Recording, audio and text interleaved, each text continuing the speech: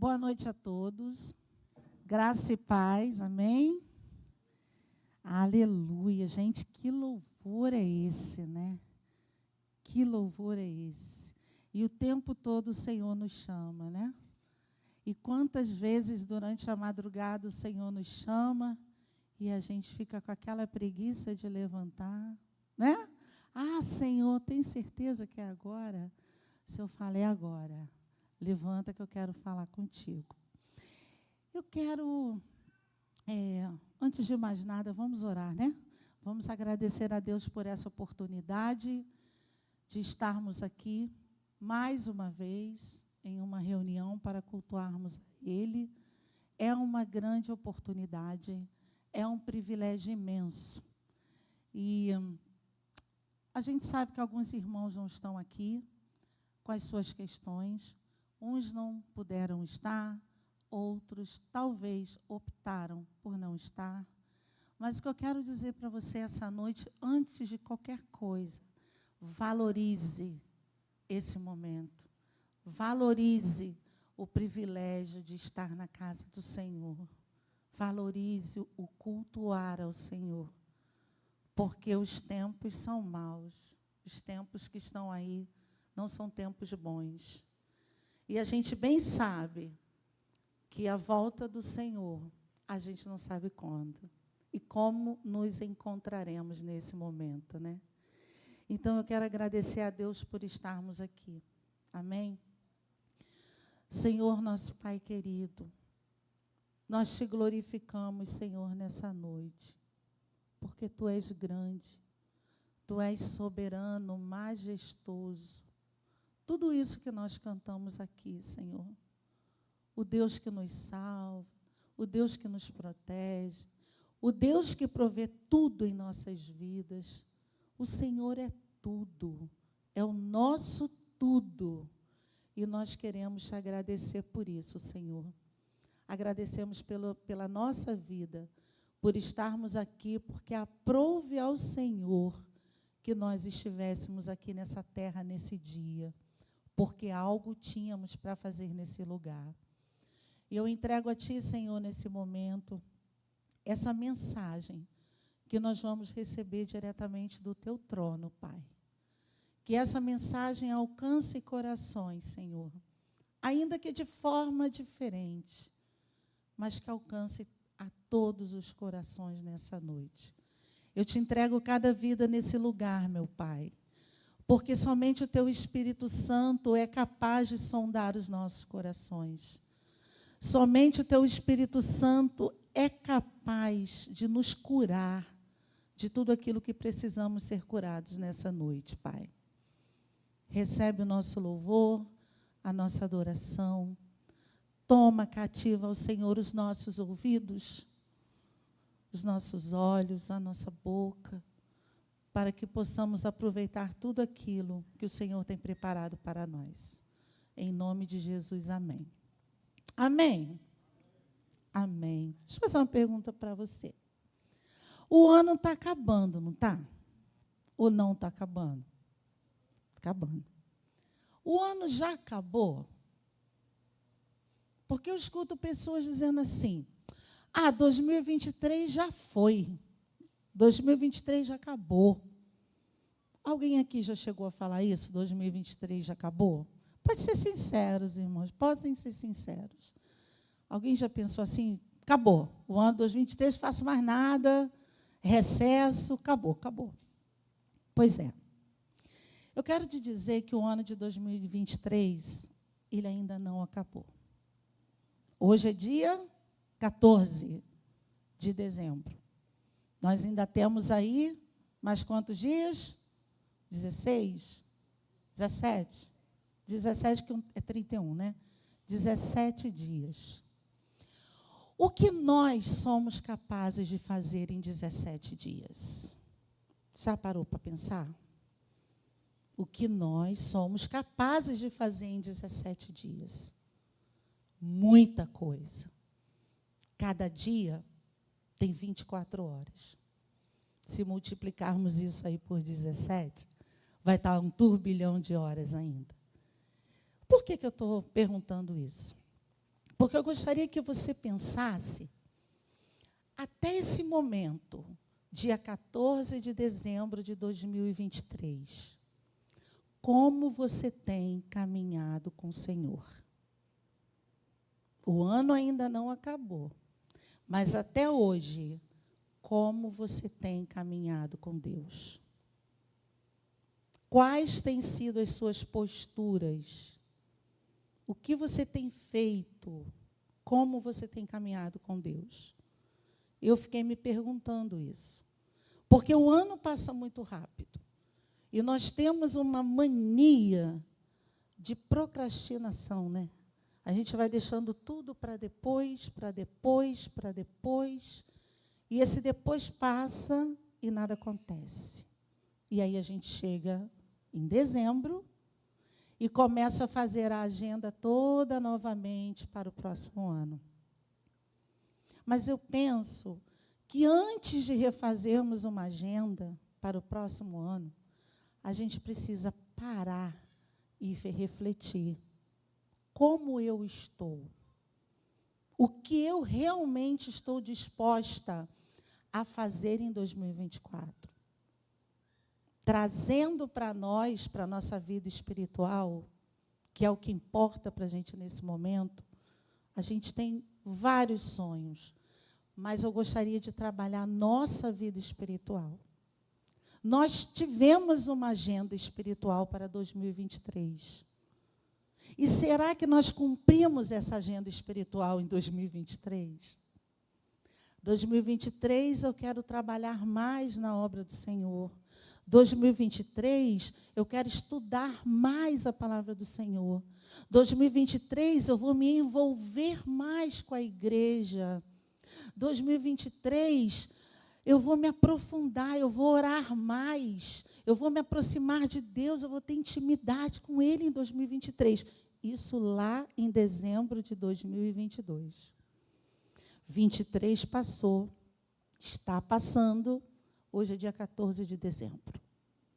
E essas coisas que foram colocadas lá na agenda de 22 para 23, a sua agenda espiritual, tudo foi cumprido?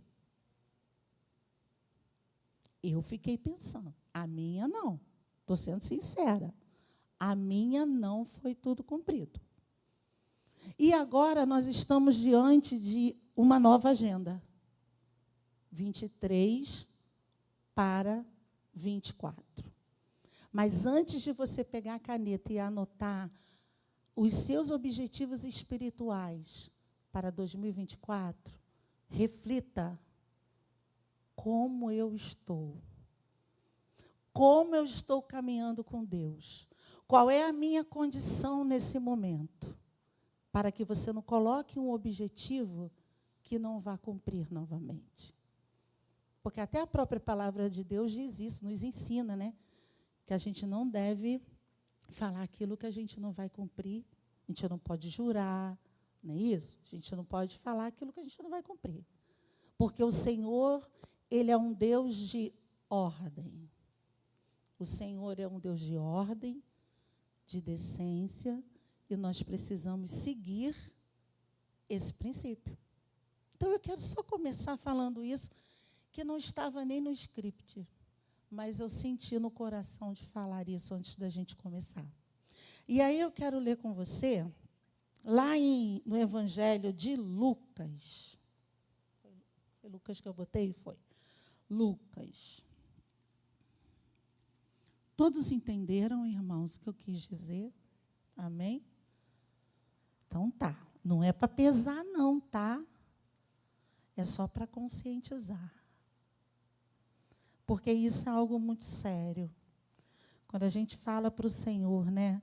Senhor, eu vou fazer isso, aquilo e aquilo outro. E a gente não faz. É difícil.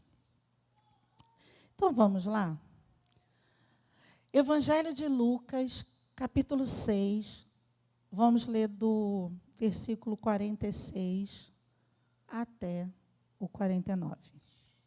Diz assim: por que vocês me chamam Senhor, Senhor, e não fazem o que eu digo? eu mostrarei com quem se compara aquele que vem a mim, ouve as minhas palavras e as pratica. É como um homem que, ao construir uma casa, cavou fundo e colocou os alicerces na rocha.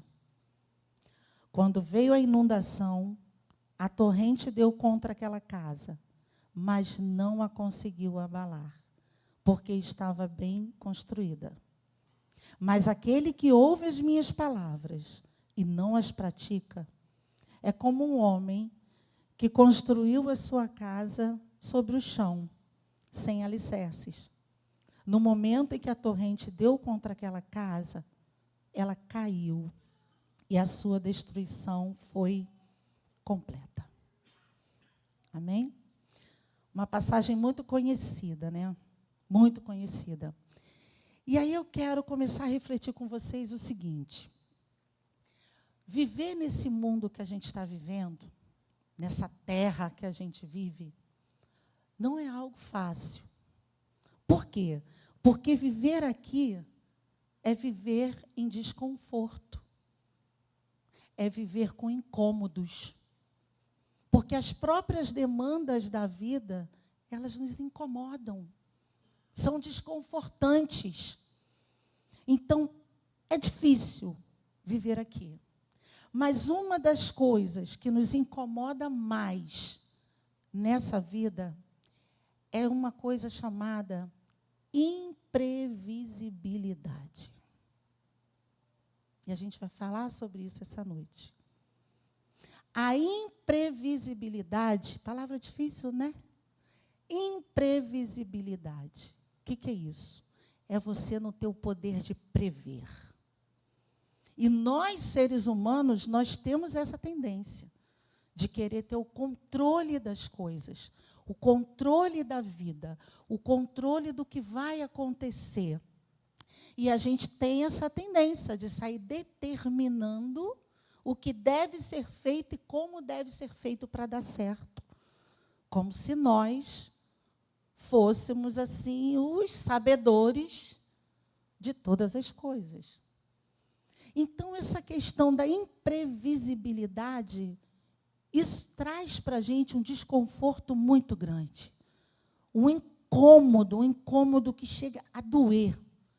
E aí, diante da imprevisibilidade, nós temos a necessidade de buscar em Deus segurança, de buscar em Deus proteção, saúde, prosperidade para a nossa vida, que não há pecado algum você ter uma vida próspera.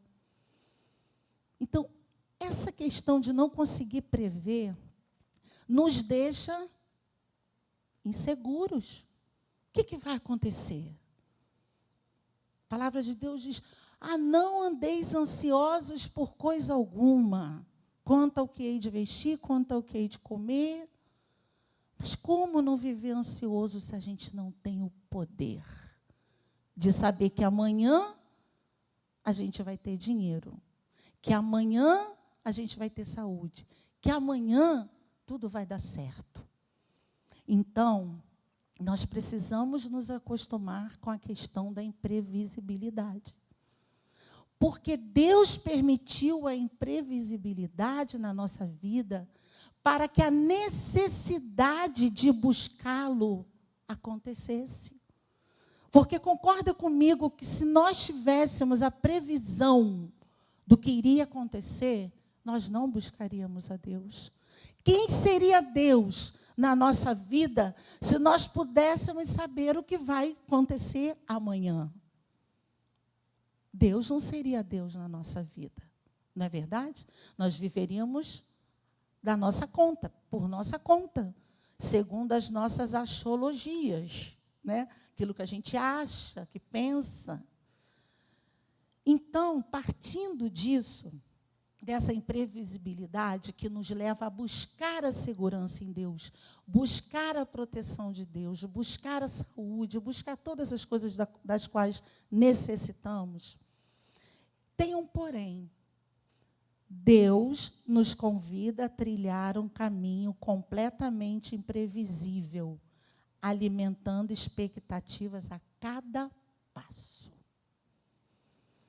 Então, Deus, a imprevisibilidade vem de Deus. Ele permite o imprevisível para que a gente viva um passo de cada vez. Não é botando o carro na frente dos bois, como diz o popular, né? Botar o carro na frente dos bois. Não, é um dia de cada vez. E quando a gente entende que o imprevisível é positivo, não é algo negativo. O imprevisível é positivo. Porque isso me faz me fortalecer na fé e buscar cada vez mais esse Deus poderoso, esse Deus que tudo pode, esse Deus que me ensina que eu tenho que viver o hoje, porque o hoje é o que eu tenho. O hoje é o que Deus nos presenteou. O amanhã pertence a Ele, não pertence a nós. Então, irmãos, a gente precisa aprender a dar um passo de cada vez, um dia de cada vez. Amanhã, se o amanhã acontecer para nós, Ele trará os seus desafios. Ele trará o seu próprio mal. Mas acima dele estará o Senhor que pode todas as coisas. Aleluia. Então, vamos viver um dia de cada vez. Eu quero dizer uma frase para você que diz assim: ouvir a voz de Deus dá vida, traz vida. Ouvir a voz de Deus dá vida. Não ouvir a voz de Deus leva à morte. Grave essa frase. Ouvir a voz de Deus traz vida. Não ouvir a voz de Deus traz a morte espiritual. Jesus fala nessa ilustração aqui sobre 2 tipos de pessoas. Nós começamos lendo que a passagem fala assim: por que vocês me chamam Senhor, Senhor, e não fazem o que eu te digo? Então, nessa passagem, ele vai falar de 2 tipos de pessoas. Aquela que ouve o Senhor e pratica, e aquela que não ouve o Senhor, aquela que ouve o Senhor e não pratica. Então, são 2 pessoas. E aí a gente olha e, de repente, fala assim: mas eu ouço o Senhor, eu estou na igreja, eu não perco um culto, eu escuto todas as palavras do Senhor, eu faço tudo direitinho, eu oferto, eu dizimo, eu falo de Jesus. E aí? Eu não sou essa pessoa que ouve e não pratica. Será que não? Eu fiquei me questionando. Quando ele diz: você me chama Senhor, Senhor, e por que você não faz o que eu te digo? Irmãos, preste atenção. Quantas palavras nós recebemos nesse lugar? Hoje é dia 14 de dezembro. Quantas palavras você recebeu nesse lugar? Quantos ensinamentos do Senhor, quantos direcionamentos, quantos livramentos, quantos milagres aconteceram até hoje. E será que muitos de nós não nos tornamos obesos espirituais? Sabe o que é isso? É você recebe, engorda da palavra de Deus. Mas isso não transborda na vida do outro. Você fala, Senhor, Senhor, Senhor, mas não pratica. Nós corremos esse risco de nos tornarmos obesos espirituais.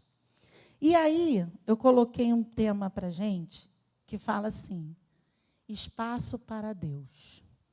por que eu botei espaço para Deus? Que eu fui inspirada a colocar esse tema.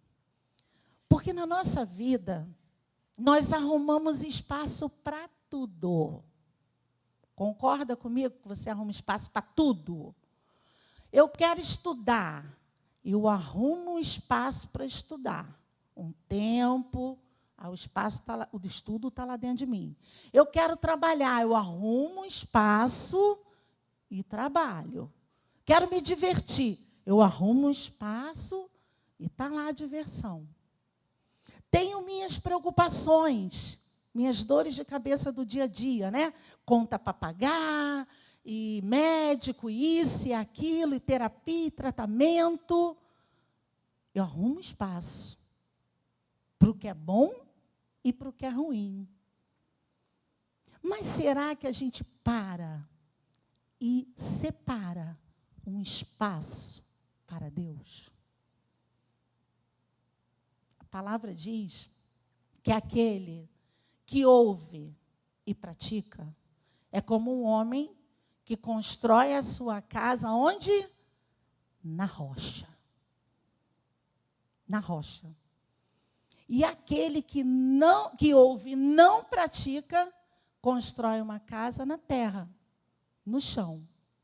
E quando vem o vento, a tempestade, a dificuldade, a adversidade, tempo ruim, aquele que está alicerçado na rocha, ele se sustenta.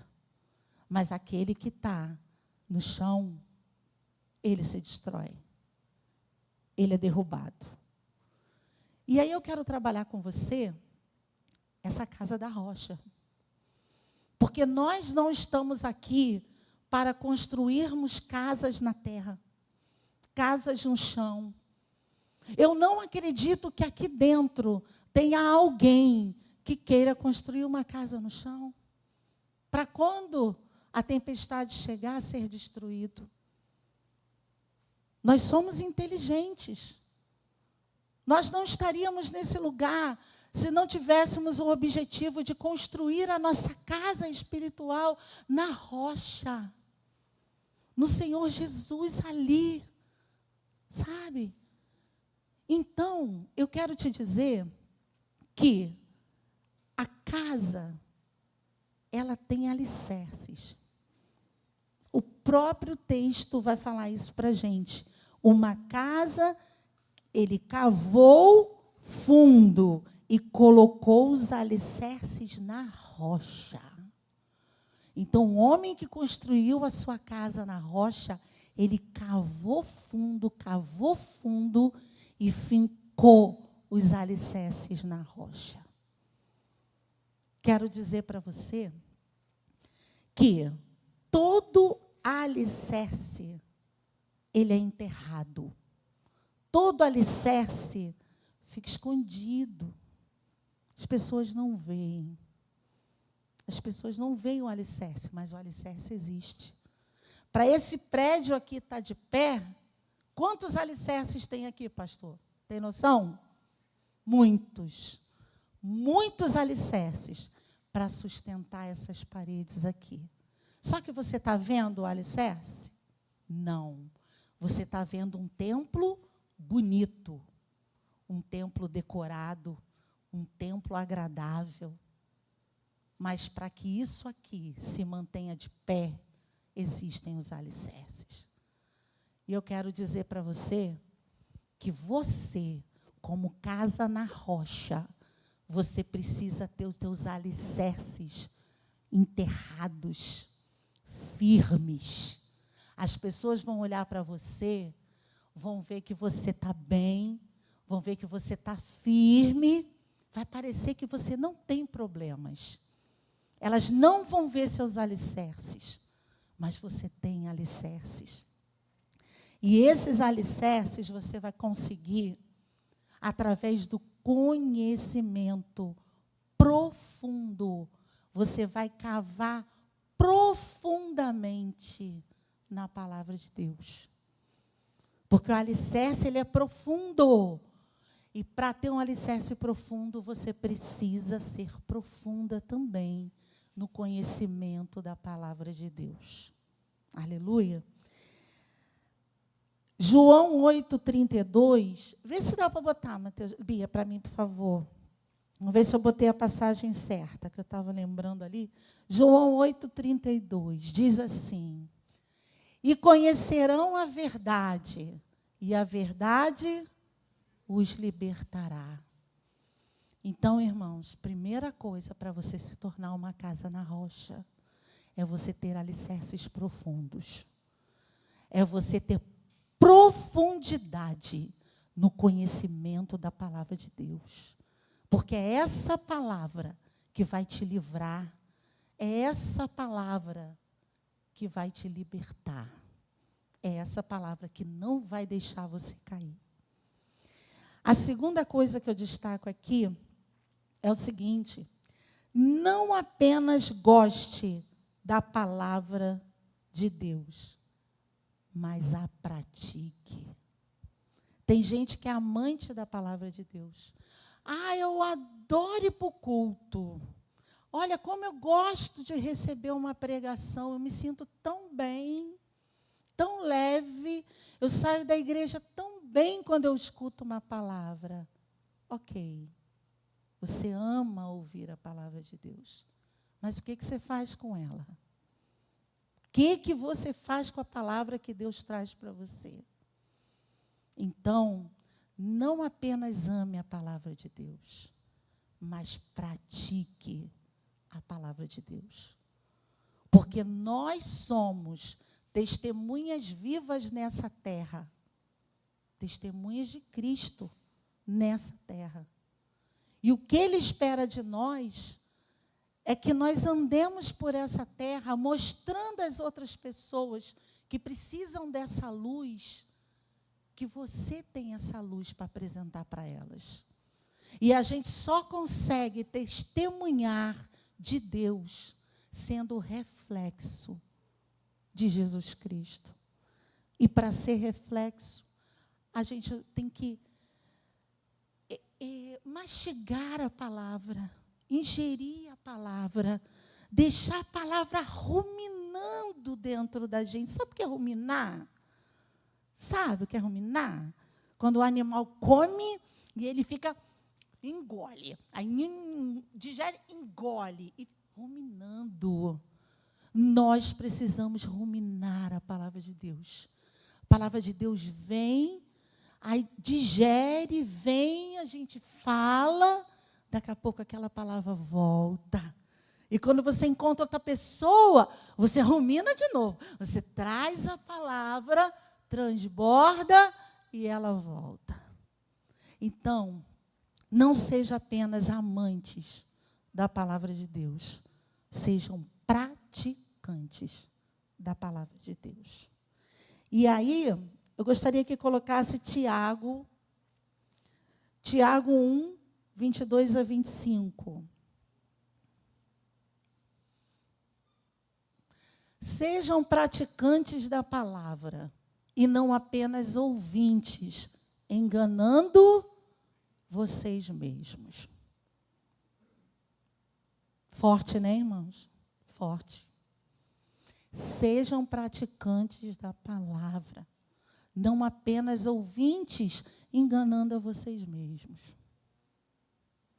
Que tipo de cristão nós somos?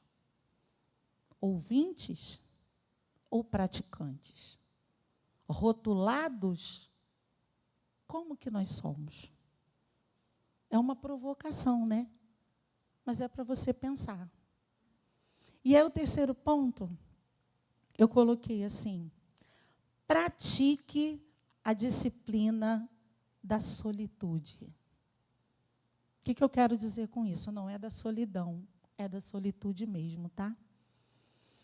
O que é isso, gente? Praticar a disciplina da solitude. Uma coisa que nós temos muita dificuldade é de estarmos sós, sozinho. Eu comigo. Com mais ninguém, eu comigo. Muita gente tem dificuldade disso. Para não dizer todo mundo, a gente não pode ser tão radical. Mas a grande maioria tem dificuldade de olhar para dentro, de fazer introspecção, autoanálise, ficar sozinho. Mas sabe por quê? Porque os nossos pecados, as nossas mazelas, o nosso passado, tanta coisa que vivemos na nossa vida grita tão alto dentro de nós, que a gente não suporta olhar para dentro. Não suporta. Só que é necessário praticar a disciplina da solitude. Porque na solidão, a gente fala assim, eu estou me sentindo solitária. Ou seja, eu estou sentindo falta de alguém. Estou sozinha. Estou sentindo falta de alguém. Mas na solitude, você não tem como ter esse outro alguém, a não ser o Senhor. É você com você e o Senhor.